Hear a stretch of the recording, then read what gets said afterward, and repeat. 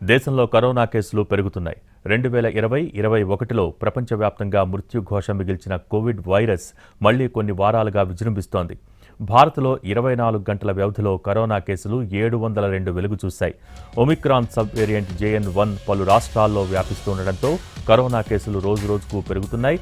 దేశవ్యాప్తంగా యాక్టివ్ కేసుల సంఖ్య 4097గా ఉంది. 24 గంటల వ్యవధిలో 6గురు కోవిడ్తో మరణించారు.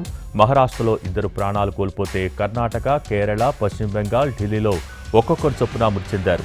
దేశవ్యాప్తంగా JN.1 కేసుల సంఖ్య 157కు చేరిందని కేంద్ర ఆరోగ్య మంత్రిత్వ శాఖ తెలిపింది. కేరళ, గుజరాత్లో JN.1 కేసులు ఎక్కువగా ఉన్నాయి. కేరళలో అత్యధికంగా 78, గుజరాత్లో 34 కేసులు నమోదయ్యాయి.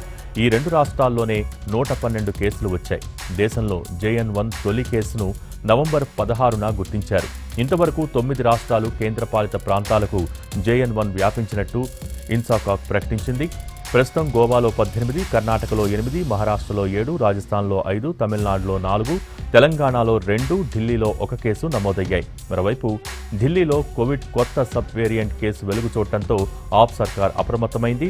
అన్ని కోవిడ్ పాజిటివ్ కేసులకు జీనోమ్ సీక్వెన్సింగ్ చేపట్టాలని అధికారుల్ని ఆదేశించింది.